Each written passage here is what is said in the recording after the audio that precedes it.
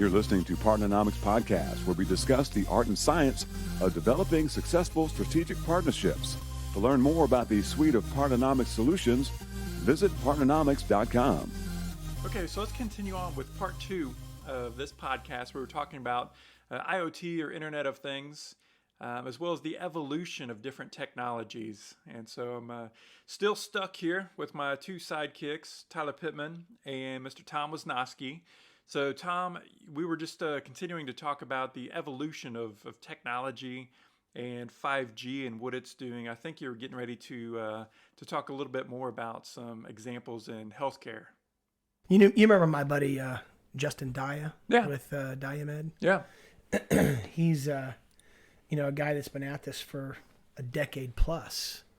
And you want to talk about somebody that is absolutely reliant upon partnerships. But for those that might listen to the podcast later, he's in the pharmaceuticals, right? And adherence and adherence specifically to medications that are taken to make your day-to-day a better life.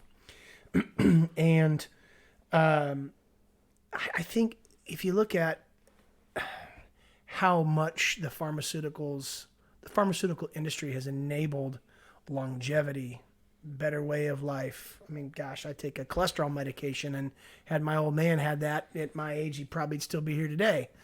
But that stuff, it's now time-based evolution, right? And so how does that apply? Well, gosh,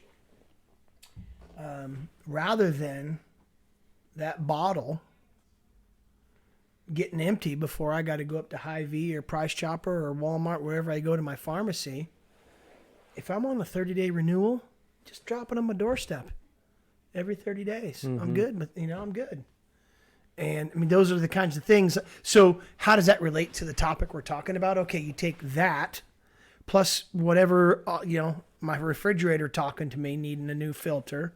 All these other things in my house. If I look at my Wi-Fi router, I might have at any point in time 25 to 30 devices talking, right?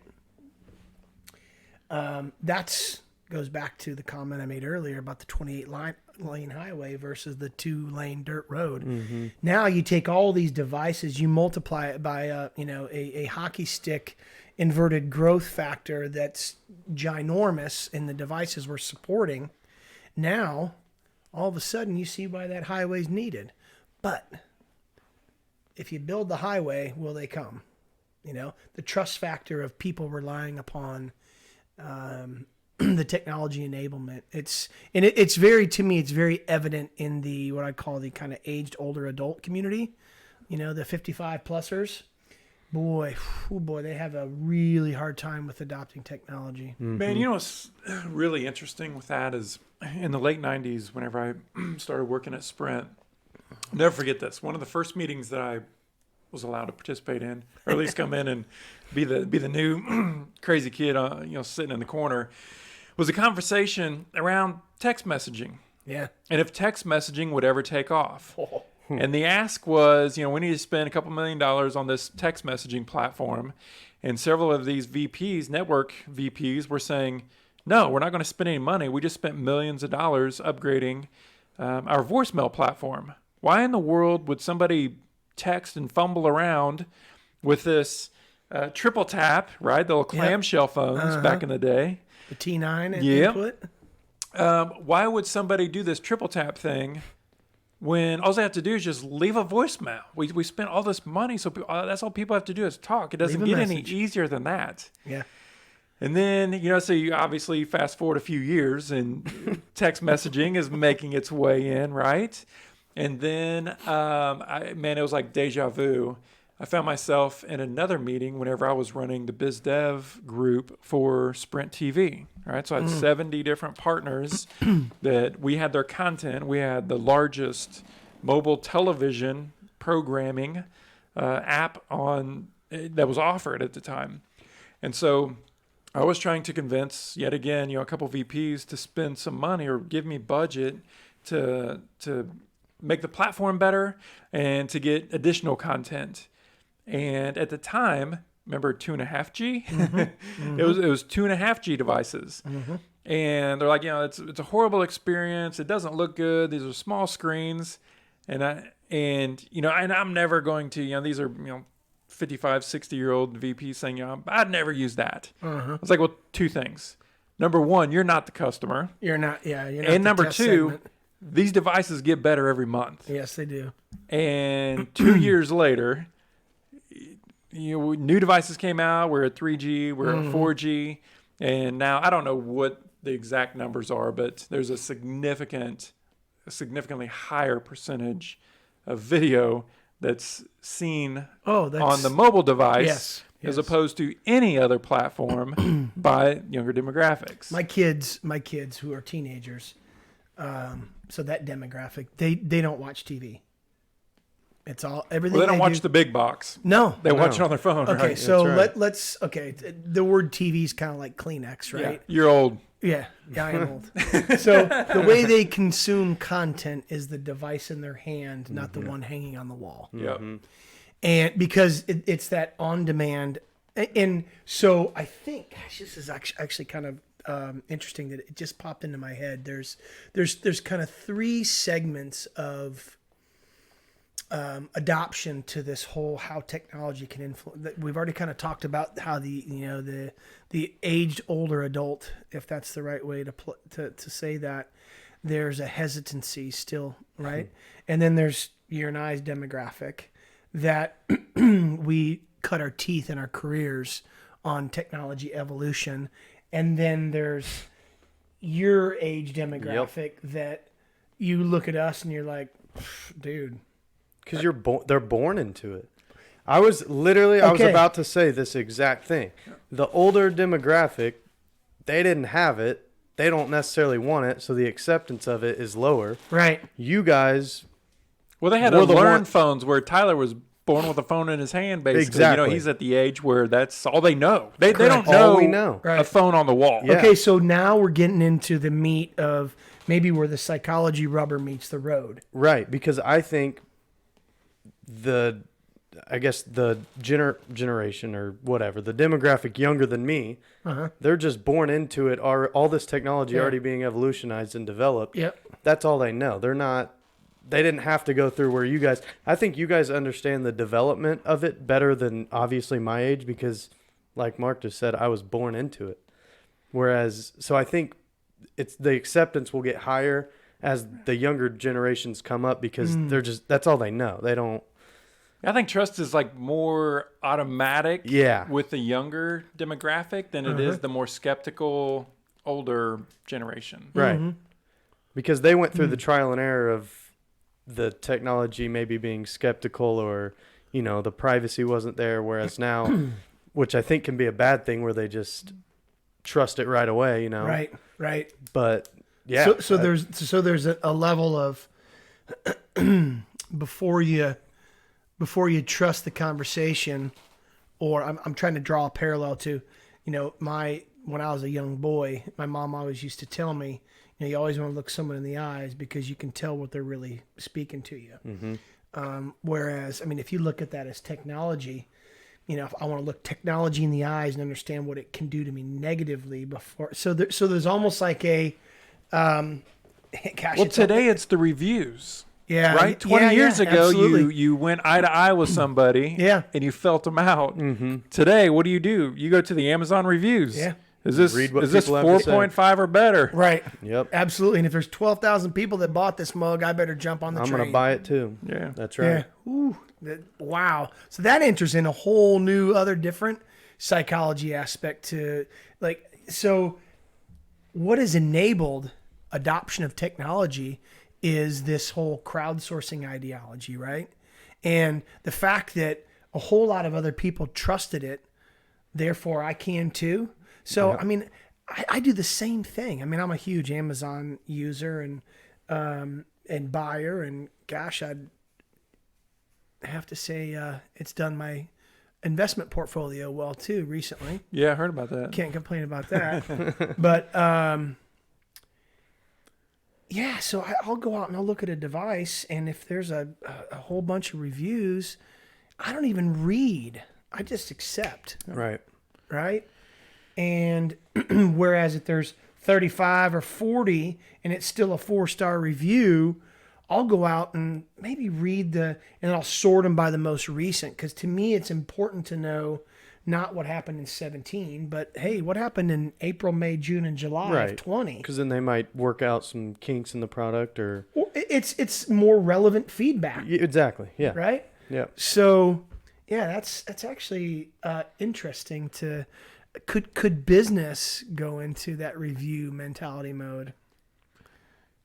I think they are. I think it's there in a way. Yeah. I mean, Yeah, with different products and services, it's very similar, but man, yeah. So we bought a new cabin that we're going to have delivered. It's going to be a little prefab job. It's getting worked up. Dude, so Amazon, they just make it so easy. So each night, whenever I got some time to kill, I just cruise through, and act like it's Christmas time. I'm like, yeah, I'm going to need some lamps. Yeah, I'm going to need a cool little griddle, for Tyler to cook on and all these other things. Dude, I have like 20 things on there. Yeah. It's on my little list, right? They let you build these different lists. How are you going to heat that thing? Propane, baby. I got a propane guy for you. Do you? Shout out for my boy, Mr. Kevin Votaw over at Sally's Propane. You give him a holler, he'll hook you up. He'll get us taken care of. Yeah, man.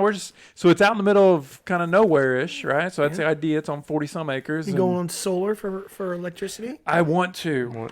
So we're going to kick it out this first winter, just with a generator. Yeah. I got a 9,000 watt generator to kind of rock it for now, which should be solid to do that.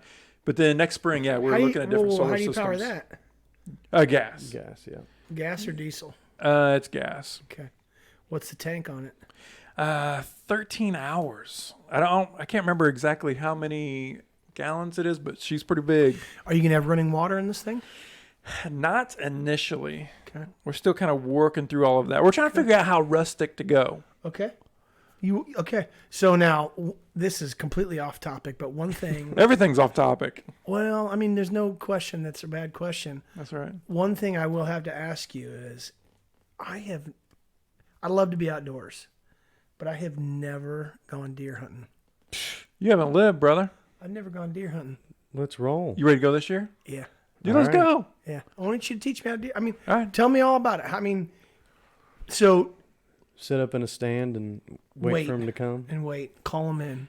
But we kind of cheat. We're all about these hacks. How are you guys you can technology do geeks? better, Let me see. Are smarter. you guys the IOT of deer hunters? Well, the two things that we do, number one is we have shooting houses. Yep. So you're nice and comfortable. 'Cause you don't Then wanna number freeze. two, you got a heater in there. Oh, dude. So then you just slide open the door. So you don't even need to bring Whenever a flask of Brutus whiskey comes to stay by- warm. No. You don't have to, but It I helps. mean, It ain't you gonna hurt. can. You just can't fall asleep after. No. Yeah, you can't be falling asleep. Are we talking bow? Are we talking rifle? We're gonna reach out and touch someone. Okay. We're talking rifles. I have about Okay. 10 for you to choose from. So now, one thing that I absolutely have to tell you is, if we take her down or him down, I mean, I'm getting it processed. I'm eating it. Well, that's cool. Who's gutting it? That's There you go. the part I got to me. Or you're probably gonna have to do the first one. Yeah. Well, I'll demonstrate. Right. There you go. So So it's- you I tell you what, I'll have the knife in the hand and you tell me. I'll step demonstrate like the one. first half, and then No, you kinda just tell me clean up go the- here and do this. Okay. Yeah. I'll do it. It's weird though. I got to tell you, man. If you drop something 150, 175 pounds, 200 pounds, it's weird. You got to bare hand it though. I'm fine with that. Okay. Yeah. I There mean, it you is. got So to. no gloves, nothing. No. I'll show you. I mean, I got a I'm good okay video if for I'm you. okay if the blood's still warm. Oh, it yeah, will be. it'll be warm. I like the sound. Yeah, close to 100 degrees. This might That's be. right. Which isn't bad when it's about 20 out. This 'cause- might be. Yeah, honestly, ready to keep it's a little podcast. hand warmer. So, are we going to switch gears and talk about this process? Because I'd love to hear it. How do you use technology in your hunting side of things? Trail cams. Man, it's really cool. Yeah, so trail cam's definitely one of those. But I've got one of my buddies, actually my college roommate, Gabe Abreu, super cool dude.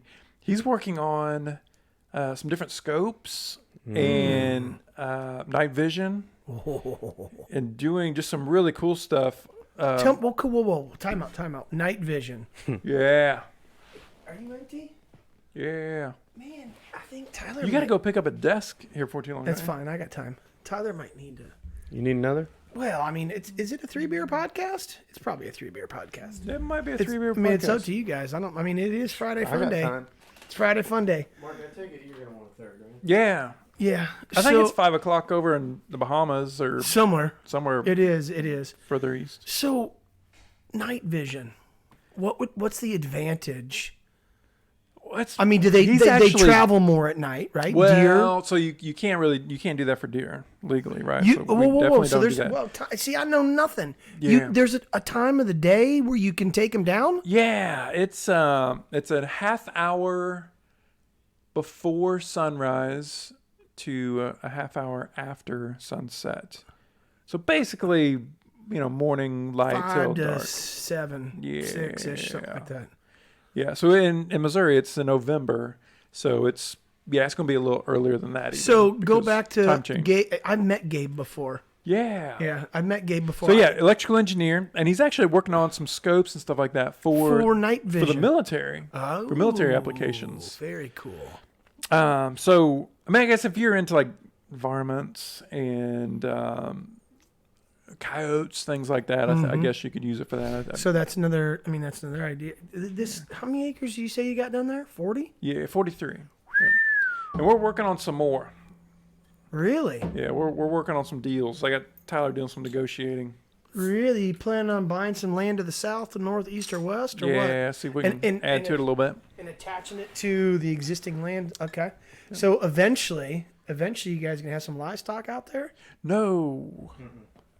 It's just 4-wheelers and riding and shooting and hanging out. So if you like to ride in the dirt and throw dirt with knobby tires, we can go down there and run. Yeah. Oh man, I had no idea you were doing this kind of thing. Thank you, sir. Yep. Yeah, absolutely, man. That's not a Mirror Pond Pale Ale, Tyler. Speaking of like riding things in dirt and all that stuff. Oh yeah, let's talk about it. Let's tell the folks about the transaction from a little while ago. Mm-hmm. I sold. Well, let's go back. Okay, let's back up. The last podcast. Okay. You told me that you guys brewed beer. Yeah. And Tom, being the inquisitive goon that he is, I was like, well, why don't you take me out and show me the where you brew it, right? Yeah. Oh, it's out in the garage, right? And then 3 milliseconds after I walked into the garage, what did I slobber over? You saw the old beauty. Boy, did I. Harley Davidson. The transaction, 2006 Electric Glide Classic. Sweet paint job and stuff. She's beautiful. I mean, doesn't it look good? Beautiful. Tons of extras, chrome, Vance and Hines. What do you think of those pipes? Vance and It makes Hines a noise, don't pipes they? that I don't believe there's a baffle in them. They are so loud. They bark, man. They bark. And so I have I mean, you decided to break her in. But how many miles did she have on her? I want to say around 12,400 and something. She's an 06, so it hasn't she's been... barely been touched. Yeah. Barely touched. And so you're like, man, I've got an opportunity to break this baby in. Mm-hmm. So some college buddies of mine that I started my collegiate career at Purdue University as a Boilermaker, studying civil engineering. Did you make any boilers? No, but I definitely felt the dry heat of how a boiler can blow some steam through some pipes and make it warm. Does that make you a Drew Brees fan? Drew Brees arrived at Purdue probably 4 years after I left. I figured it wasn't too long after. Yeah, and I mean, I've always Purdue University, Boilermaker or not, I've always been a big Drew Brees fan. I think the guy's a great athlete, and he's a great. He's just a good person. He is. He's even better off the field. That's what draws me to him. Mm-hmm. But I joined a fraternity when I was there, and I had a blast. And I don't want to draw the parallel to going through the process of joining a fraternity and going through Hell Week, similar to what you did as a Marine going through your, but there's a brotherhood that does get created that has some similarities, right? Everybody has a common bond, and you spend a lot of time together, and you understand the heritage and the history of what you're doing.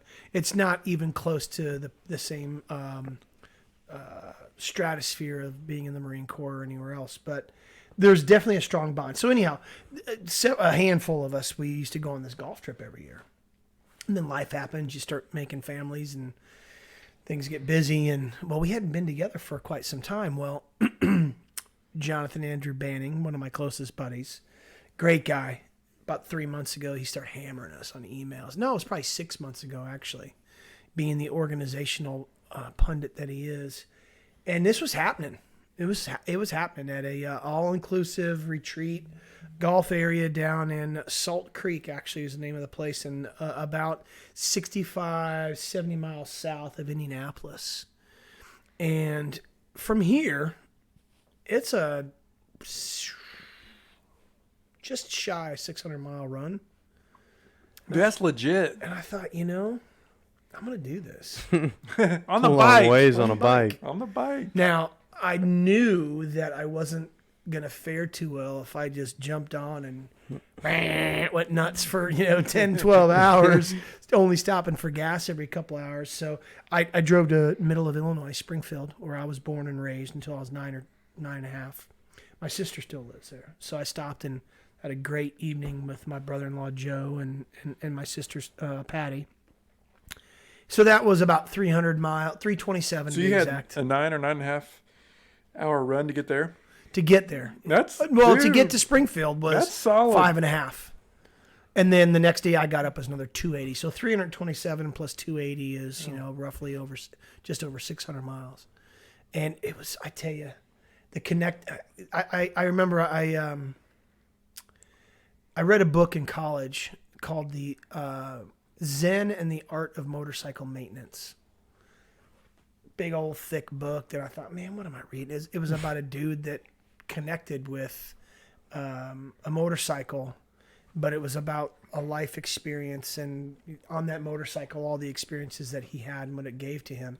And I'll tell you, man, when I'm on two wheels, if I'm solo, I'm in a different space, but if I'm with my wife, which when we first moved here to where we live in Lee Summit, Missouri, I had a bike then. That's all we did. And we drove around, checked out neighborhoods, watched kids running around playing, watched ball games. We just drove around. There's something about wind in my face, man. And a little bit of music. There's not necessarily like it. It's just really calming. Yeah. Really, it's a good feeling. But, when you're going 75, 80 mile an hour on the highway, you got to be ready for that. Yeah. I caught a couple bugs off the face. Dude, that hurts. Oh boy, that's a stinger. It's for real. It's a stinger for sure. Yeah. But the connectedness between, I guess kind of how we started this cast off is like the connectedness between man or humankind and a machine, and the dependency that we have on technology and those machines that enable our life. Like my connectedness with that machine was an enabler for freedom. Yeah. It brought a whole different level.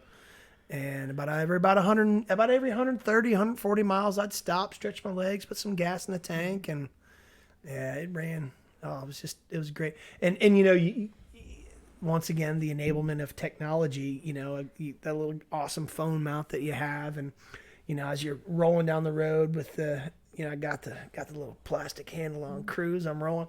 I'd click over and look at the storm radar, and I was about 25, 30 miles west of Indianapolis, and I'm like, ooh, I don't want to go that direction. Got a bunch of bad looking colors on this map. It was red, which is bad, really bad. So what I did was